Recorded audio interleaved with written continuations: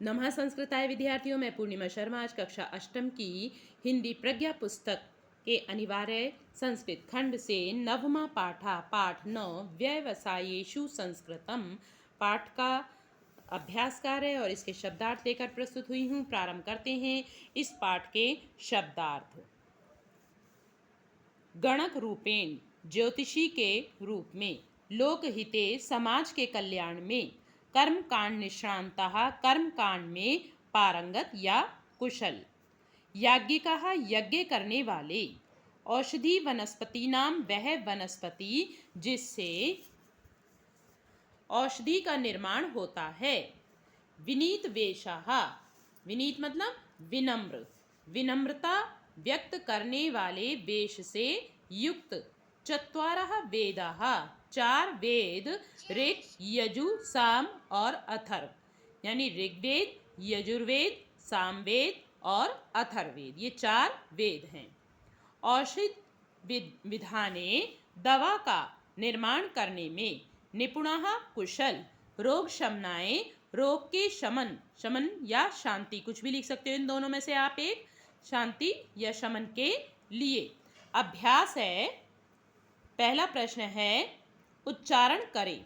आपको उच्चारण करने के साथ साथ इन शब्दों को लिखने का भी अभ्यास अवश्य करना चाहिए अपनी कॉपी में लिखकर। इनसे आप इनको अच्छे से और पढ़ सकते हो, जान सकते हो। संस्कृतज्ञाः कर्म कांड निष्णान्तः औषधि वनस्पतीनां गजाश्वादि पशूनां वृक्षादीनामपि संस्कृत ज्ञानांच। प्रश्न नंबर 2, एक पद में उत्तर दें।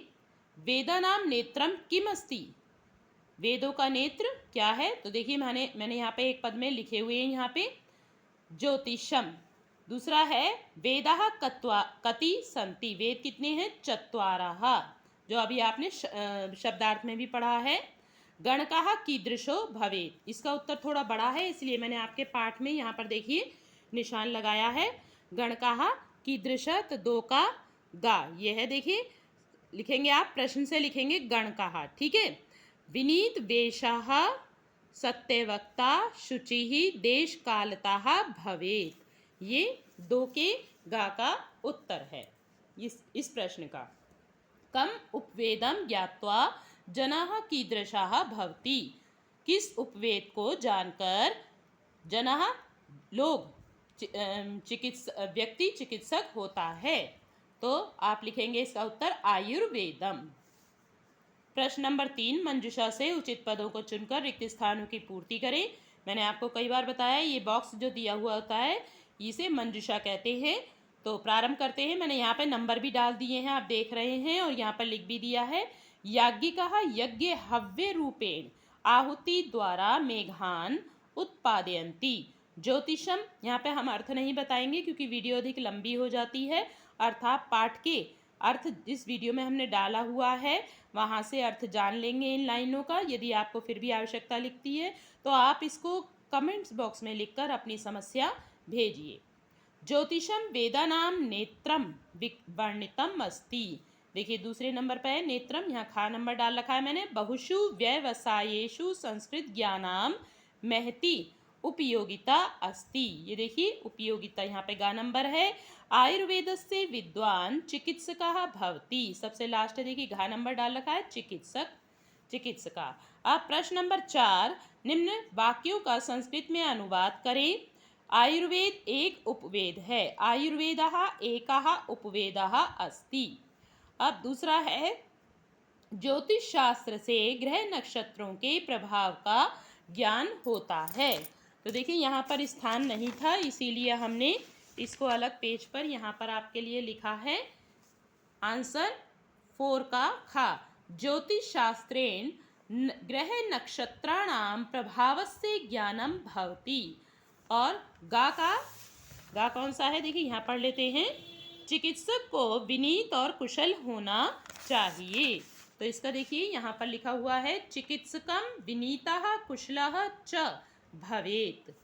अब लास्ट है, देखिए घा नंबर, चिकित्सक व्याधियों को दूर करता है। चिकित्सकाः रोगान दूरम करोति। यहाँ पर कुछ भी नहीं है, ये मिस्टेक हो गई थी तो इसको हमने कट कर दिया है। आप इसको नहीं बनाइएगा, ये बनाने का नहीं है, आपको कुछ भी नहीं लिखा हुआ है।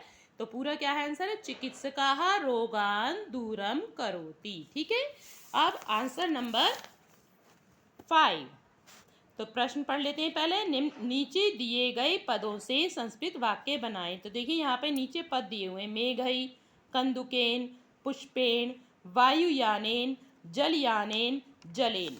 तो यहाँ पर स्थान नहीं था आपकी बुक में, तो मैंने अलग पेज पर देखिए इनका उत्तर लिख दिया है। आप इसके अतिरिक्त भी और कोई जो बनाना चाहें आप वो इसका आंसर बना सकते हैं।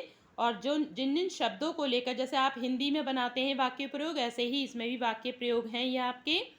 तो जहाँ जहाँ जिन शब्दों को लेकर वाक्य प्रयोग बनाए गए हैं उन शब्दों को मैंने रेड पेन से अंडरलाइन किया है, आप इन्हें ब्लैक पेन से लिख सकते हैं।